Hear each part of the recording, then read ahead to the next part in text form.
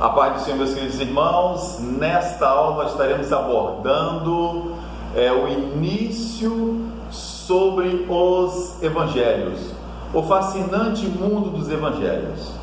Os 4 evangelistas vão tratar da biografia do Senhor Jesus Cristo, como ele veio ao mundo, por que ele veio ao mundo, o que ele veio fazer aqui no mundo e o que ele está fazendo agora depois que veio este mundo, né? Se cumprindo as palavras do Senhor Jesus Cristo, quando diz que o Verbo se fez carne e habitou entre nós, e nós vimos a sua glória como a glória do unigênito Filho de Deus. Queridos, no fascinante mundo dos evangelhos, nós encontramos a vinda do Senhor Jesus Cristo ao mundo. Há pessoas que não acreditam, não têm fé na pessoa em Jesus Cristo, e nós vamos respeitar esta decisão de cada um. Agora, o que o mundo não pode, não tem como, é negar a presença de Jesus Cristo aqui no mundo.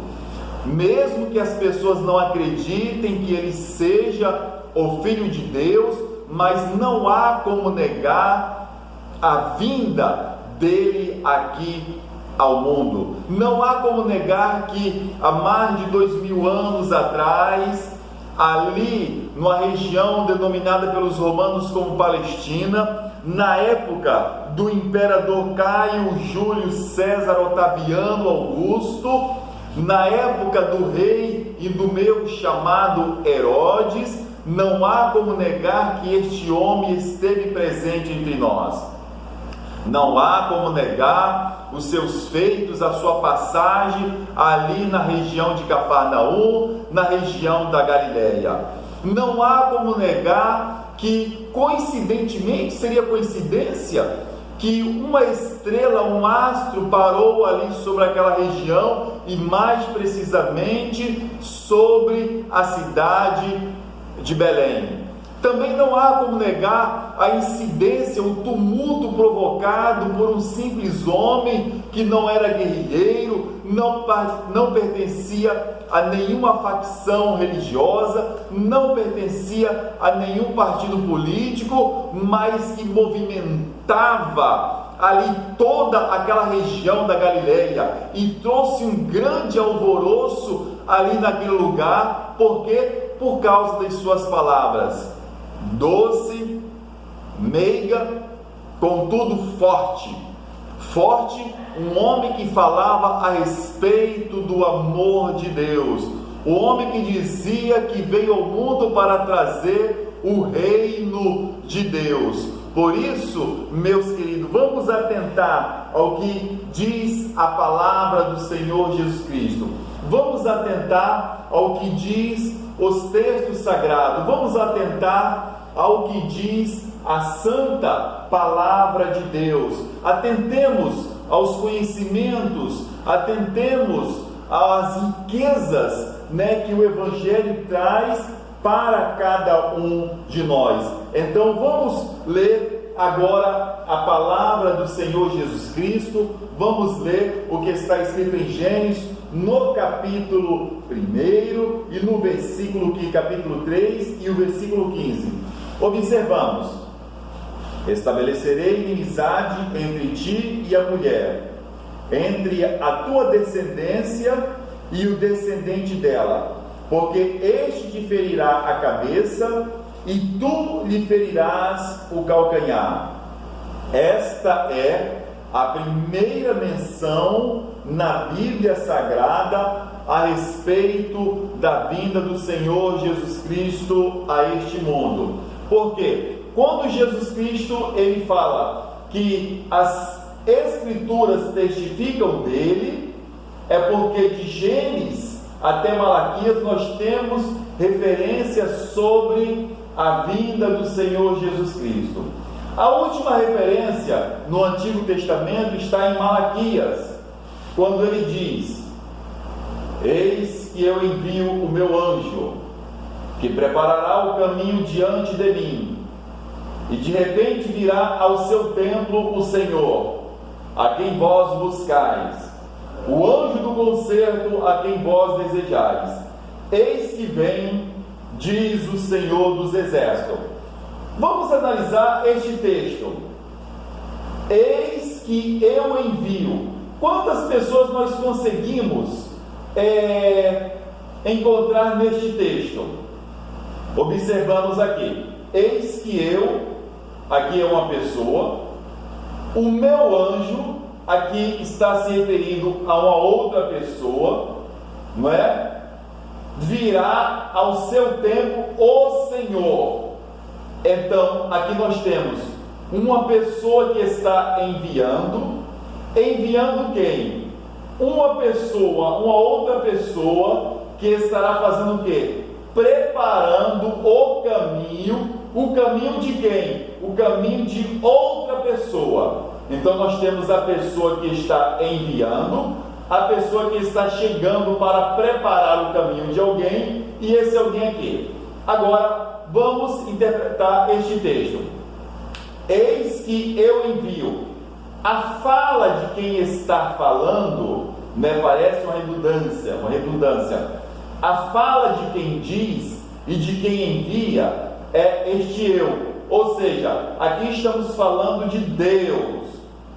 Quando ele fala que está enviando o seu anjo, este anjo que está preparando, que vai preparar, este anjo está simbolizando, falando de João Batista, aquele que estará preparando o caminho do Senhor. E quem é o Senhor? O caminho de quem está preparando. Este Senhor, de quem ele está preparando o caminho, se trata do Senhor Jesus Cristo. Então Deus está enviando alguém chamado João Batista para preparar o caminho do Senhor. E este Senhor que está falando é de Jesus Cristo, que veio ao mundo em forma humana, em forma de carne.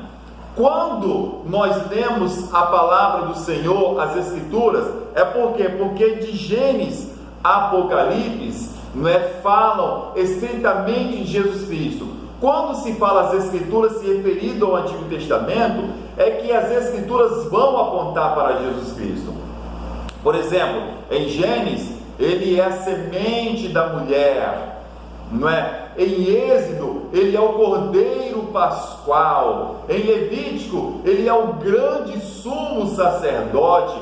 Em Números, ele é o Senhor dos Exércitos. Em Deuteronômio, ele é o grande profeta que deve ser obedecido. Em Josué, ele é o capitão da nossa salvação. Então, todas as Escrituras, e por aí vai. Em Reis, ele é o rei perfeito. Em Provérbios, ele é a sabedoria de Deus. Em Ruth, ele é o grande livramento que virá, independente de qualquer coisa, né? Em Ruth, ele é o remidor. Em Ruth, ele é o noivo amado que redime, não é? Em Salmos, que tem aí uma grande gama de passagens que vão falar a respeito do grande Messias, não é? Ele é o grande Deus Todo-Poderoso, Senhor dos Exércitos.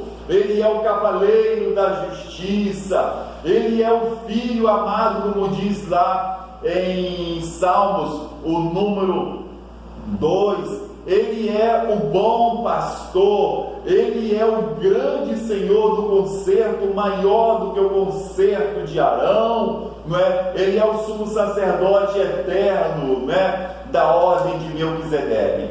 Quando nós falamos que as Escrituras vão falar de Jesus Cristo, nós temos palavras maravilhosas.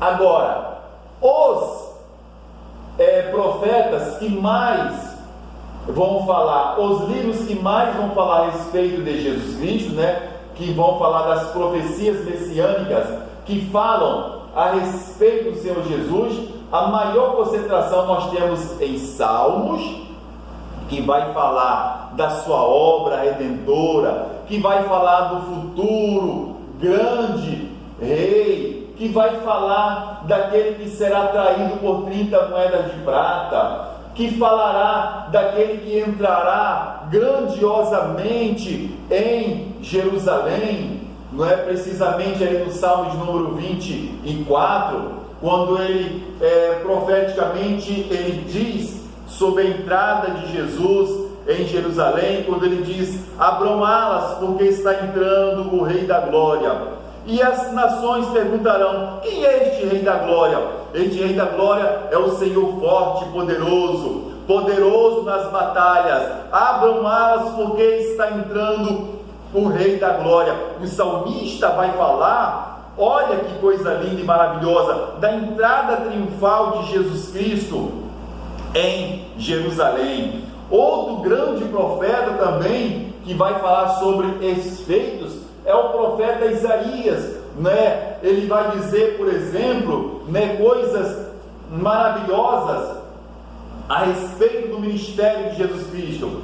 Quando ele diz, por exemplo: o Espírito do Senhor Jeová está sobre mim, porque o Senhor me ungiu para pregar boas novas. O que são boas novas? Boas novas são evangelhos, né? E ele diz: o Espírito do Senhor Jeová está sobre mim, porque ele me ungiu para pregar boas novas, para trazer liberdade àqueles que estavam presos, para trazer a luz. Observe que quando Jesus Cristo está pregando, ele chega na grande sinagoga e ele abre as Escrituras e ele abre no profeta Isaías. E quando ele diz o seguinte: olha, aqueles que estavam em trevas viu uma grande luz, aqueles que estavam à sombra da morte, a luz raiou. Ele está falando do seu ministério ali em Cafarnaum, né? Os povos, né? A região rejeitada, a região desprezada, a Galileia dos gentios. Então Jesus Cristo, ele é profetizado ali no livro do profeta Isaías. Ele também vai falar ali em Isaías sobre a sua morte. Ele vai falar sobre o seu sofrimento, quando ele diz: olha, o meu servo, aquele que não tinha parecer nem formosura alguma, aquele que quando as pessoas olhavam para ele, balançavam a cabeça, era o mais indigno, desprezado entre os homens, aquele que quando se olhava para ele, não via beleza nem formosura algum que pudesse ser desejado, mas se agradou Deus vê-lo sofrer, né? Ele vai dizer como se estivesse sendo moído. Por quê? Porque o castigo que veio sobre ele foi esse castigo que nos trouxe a paz, e pelas suas pisaduras, louvado seja Deus, nós fomos sarados. E diz a palavra que Deus se agradou disso, e ele verá, o Senhor verá o sacrifício do seu servo, verá como ele prosperará no seu caminho, de sorte que a palavra que foi ordenada não voltará para Deus vazia, e ele se alegrará, porque verá o seu futuro. A sua alma não permanecerá no inferno, e do seu corpo não se deteriorará na sepultura. Ou seja, o profeta Isaías, ele fala a respeito de quê? Da ressurreição do Senhor Jesus Cristo. Outro grande profeta é o profeta Zacarias. Quando ele fala do grande rei, ele fala do batismo com o Espírito Santo que o Senhor Jesus derramará, não é? Ele fala sobre o pregador, né, voz do que clama, né? Fala daquele que há de preparar o caminho do Senhor. Então, os evangelhos, eles vão apontar para o Senhor Jesus em testemunho das sagradas Escrituras. Quando os evangelhos foram escritos, o mundo estava numa convulsão muito grande.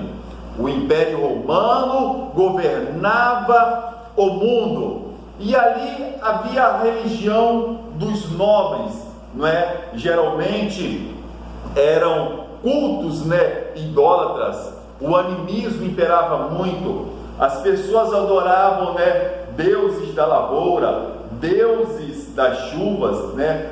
Tudo aquilo que dizia respeito à natureza, o ser humano costumava adorar.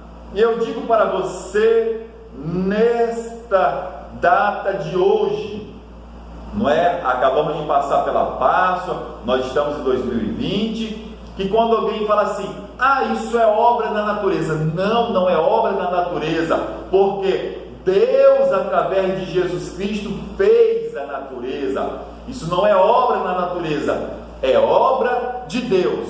Outra religião também na época de Jesus, muito propagado, era o culto ao imperador. O imperador, os Césares, eram tratados como deuses, como verdadeiros deuses. Havia também muitas práticas ocultistas, né? Muitas práticas místicas que imperavam naquele momento. E o Senhor Jesus Cristo veio trazer a palavra de Deus ao mundo. Por isso ele dizia o seguinte: olha, é chegado a vós o reino dos céus.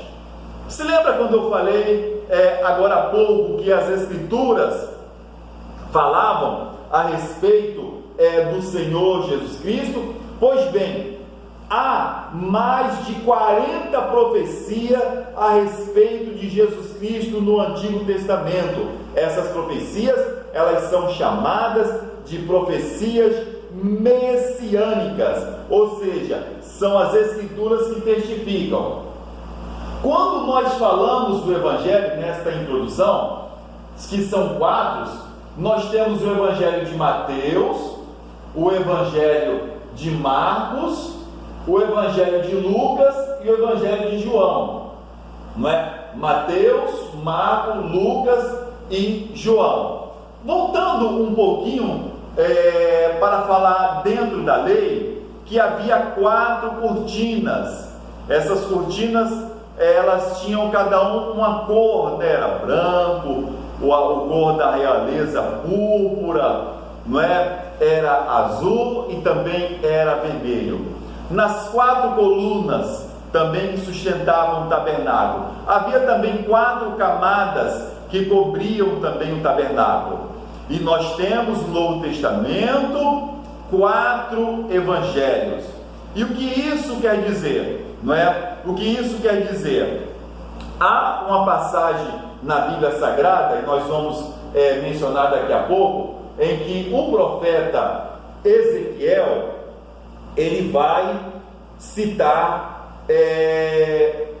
vai falar sobre 4 criaturas, não é? E nós temos 4 evangelistas: o evangelista Mateus, Marco, Lucas e João. Por que eu estou dando ênfase a essa questão? Porque as Escrituras vão testificar e vão falar de Deus.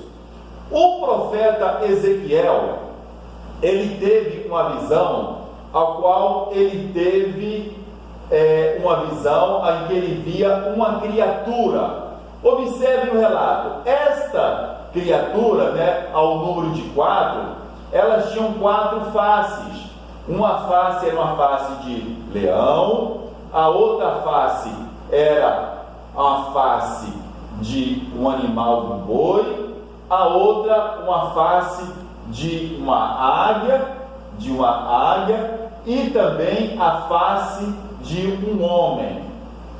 Observem vocês, não é? Essa criatura com corpo humano, ela tinha na sua frente o rosto como o rosto de um homem. Do seu lado direito, né, havia uma face semelhante à face de um leão. Do seu lado esquerdo a face era como um boi, e por trás a face de uma águia, totalizando também 4. Nós temos 4 evangelhos. E o que isso quer dizer? O que isso quer dizer? Que estes 4 querubins visto pelo profeta Ezequiel e também visto no livro, ao longo do livro, né, de Apocalipse, são seres da ordem dos querubins que vão refletir a glória de Jesus Cristo. Eu sei que alguns teólogos vão falar sobre a totalidade, não é, da natureza da criação humana, porém a criação humana não pode ser interpretada por estes quatro.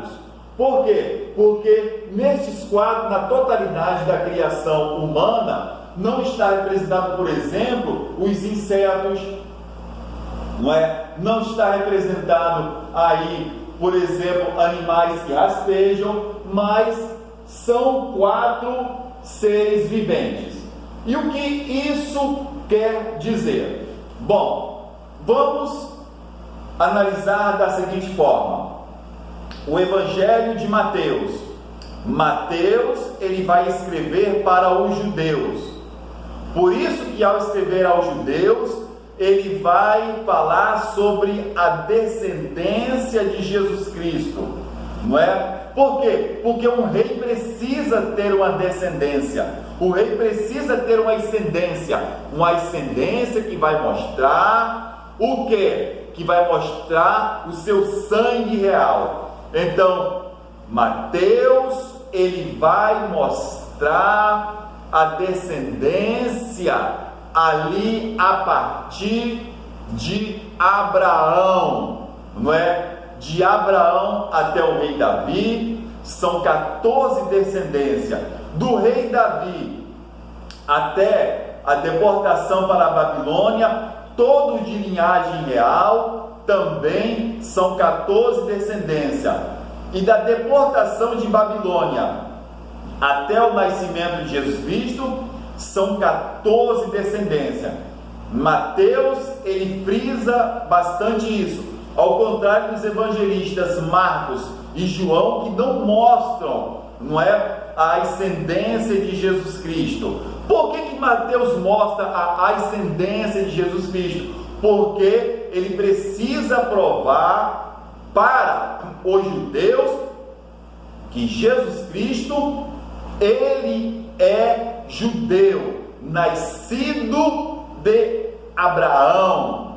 Então, Mateus, ele vai mostrar para os judeus que Jesus Cristo é o rei dos judeus, é o rei dos reis. E por isso que na simbologia ali das figuras, ele vai apresentar a Jesus Cristo como a figura de um leão, Então, Jesus Cristo, ele é apresentado como o rei dos reis, E na figura que é apresentado através da primeira figura apresentada ali para o lado direito, é apresentada a figura de um leão. Então, Mateus, ele escreve para os judeus, apresenta a Jesus Cristo como o rei dos reis, e a figura é a figura de um leão. Já o evangelista Marcos, observe que Marcos é quem menos escreve. Por quê? Porque Marcos, ele vai apresentar uma leitura dinâmica, ele é rápido, ele apresenta a Jesus Cristo como o servo, não é? Jesus Cristo em Marcos é o servo, porém, o servo poderoso. Observe que Marcos, apesar dele ser o que menos escreve, mas a sua leitura reduzida pela proporção é quem apresenta um número maior de milagres. Então, Marcos, ele apresenta Jesus Cristo como o servo poderoso. Então, Marcos, ele escreve para os gentios, ele escreve para os romanos. Então, na figura de Marcos, não é? Jesus Cristo, ele é como o animal que serve à humanidade. A próxima figura é a figura humana. É a figura do evangelista Lucas. Lucas, ele vai apresentar a Jesus Cristo como filho do homem. Ele apresenta Jesus como filho de Adão. Por isso que Lucas, ele é o evangelista que menciona no quadro da ascendência de Jesus, ele menciona mulheres. Por exemplo, ele menciona Ruth, ele menciona Raabe, não é? E ele menciona também Betseba, né? Então, Lucas, ele tem a preocupação de mostrar o lado humano de Jesus Cristo. Este lado humano de Jesus Cristo, ele vai chamar de Jesus, o Filho do Homem. Jesus, o Filho de Adão, que na figura daquelas 4 criaturas, é a figura do homem, não é? Se Mateus ele apresenta Jesus Cristo, né, para os judeus como o rei dos judeus, o rei dos reis, Marcos ele vai apresentar Jesus Cristo para os romanos, ele vai apresentar como um servo, porém um servo poderoso na figura do boi. Já Lucas, ele vai apresentar Jesus Cristo como o homem perfeito. Por quê? Porque Lucas está escrevendo para os gregos que buscam na filosofia, que buscam na grandiosidade dos grandes discursos, que buscam no homem perfeito a solução e a figura completa de toda criatura. E por isso Lucas, ele vai apresentar a Jesus Cristo como o Filho do Homem, como o homem perfeito. E João, ele vai apresentar a Jesus Cristo como o quê? Enquanto Mateus, ele escreve para os judeus e apresenta Jesus como o rei dos reis, na figura do leão, o rei dos animais. Enquanto Marcos, ele escreve para os romanos, apresentando Jesus Cristo como o servo, não apenas o servo do império, mas o servo de toda a humanidade, porque o Filho do Homem veio buscar e salvar todo aquele que se havia perdido. Ele é o Cordeiro de Deus que tira o pecado do mundo. Ele é o animal a ser sacrificado e vai substituir a todos os sacrifícios. Não é por isso que Marcos, escrevendo para os romanos, ele apresenta Jesus como o servo poderoso. Lucas, ele apresenta Jesus como o homem perfeito, não é? O homem perfeito, o Filho do Homem. E João, ele vai apresentar na figura ali dos 4 querubins a águia, aquela ave que está acima de todas as aves, aquela ave que faz a sua morada acima de todas as moradas, aquela ave que voa em direção ao espaço como se estivesse voando ao infinito, não é? Vai apresentar João, vai apresentar a Jesus Cristo como o Filho do Deus vivo, aquele que está acima de todas as coisas, aquele que está acima de tudo, como diz aquela canção, ele mora acima das estrelas. Então, queridos, aí está a explicação e a simbologia, não é? A simbologia para cada ser vivente, para cada explicação. Essa leitura que nós lemos, você vai encontrar essa leitura em Ezequiel, no capítulo 1, versículos 5 e 10, que é a leitura que está falando sobre estes 4 querubins, né, estes 4 seres, né, que tem 4 faces, e você vai encontrar mencionado também 13 vezes esta menção em Apocalipse. Estão aí os respectivos capítulos desse Apocalipse capítulo 4, Apocalipse o capítulo 5, não é? Capítulo 6, 7, 14, 15 e 19. Tudo isso por quê? Porque as Escrituras, elas testificam do Senhor Jesus Cristo. As Escrituras falam de Deus, falam do testemunho que há na pessoa de Jesus Cristo. Queridos, quando nós falamos dos evangelhos, nós estamos falando a respeito da história do Senhor Jesus Cristo.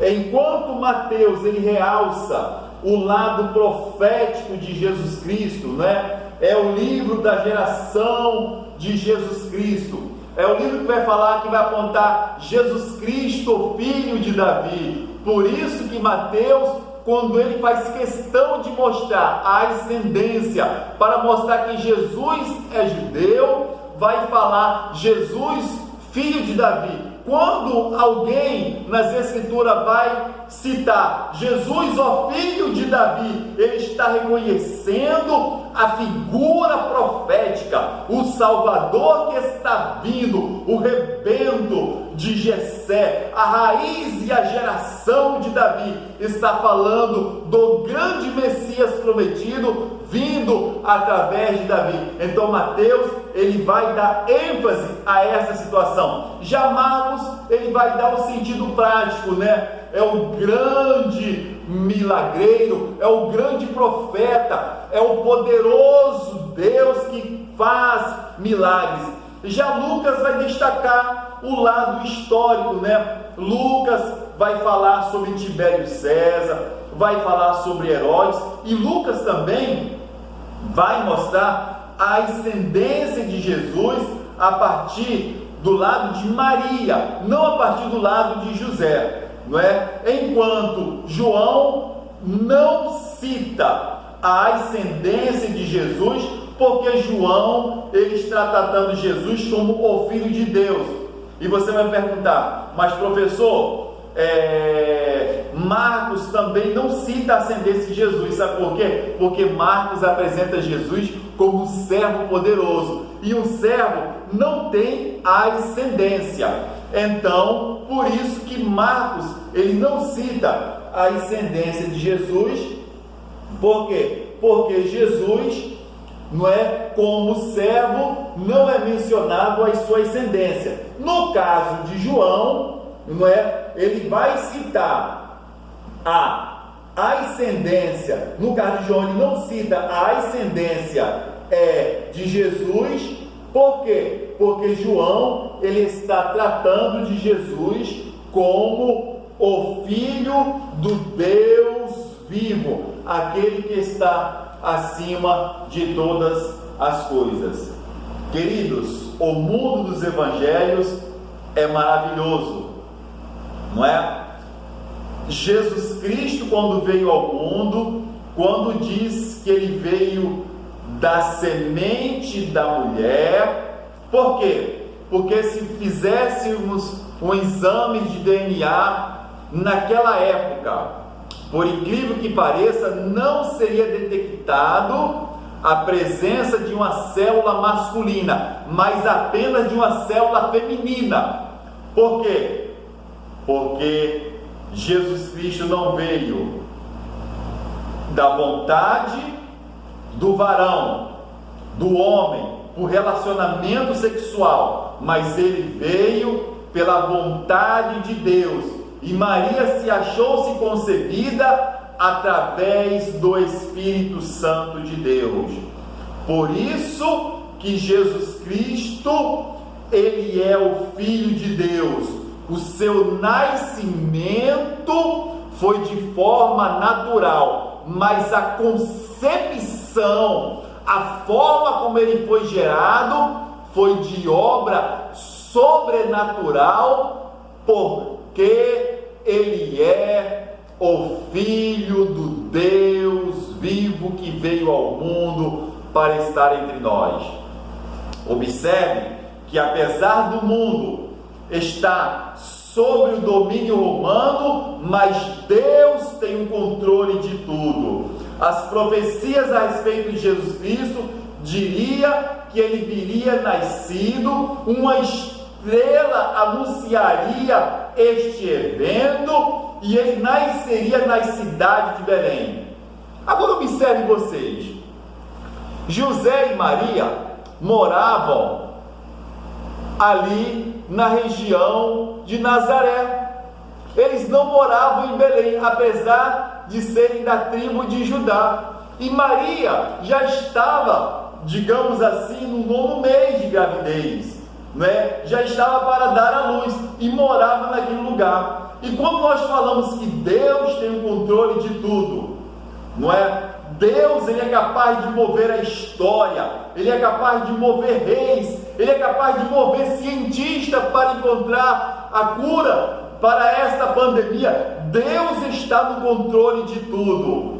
E o imperador romano Tibério César, que achava que tinha o domínio de tudo, um belo dia ele teve uma ideia assim para a Palestina. Ele poderia ter tido essa ideia para a Grécia que ele dominava, ele poderia ter tido essa ideia para partes da Índia que ele dominava, para o norte da Europa que ele dominava, mas não, ele teve essa ideia para a região que ele chamava de Palestina. Um belo dia ele acordou e fez o seguinte: olha, eu tive uma ideia, eu estou baixando agora um decreto e quero que todas as pessoas da Palestina voltem para o seu lugar de origem e lá sejam registrados, ou seja, o censo, cada um para a sua tribo. Ora, queridos, ele havia mudado até o nome de Israel para a Palestina, para acabar com o nome de Israel. E como agora ele faz isso? Como agora ele determina que cada um deva procurar a sua própria tribo para passar pelo censo? E com isso, sabe o que aconteceu? Ele obrigou com que José e Maria saíssem de Nazaré, saíssem daquela região e fossem para Belém de Judá. Ou seja, Deus no controle de tudo. O homem que pensava que dominava o mundo, agora Deus está manipulando esse homem. Deus está fazendo com que esse homem seja manipulado para fazer isso.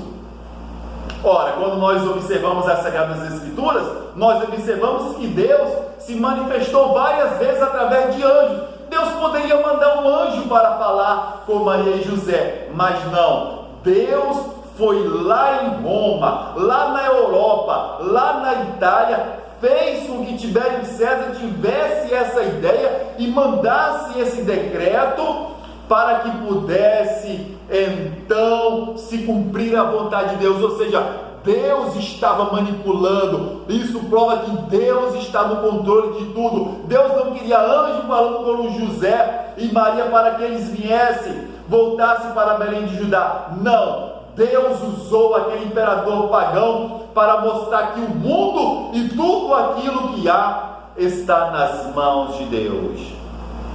Queridos, Deus os abençoe maravilhosamente.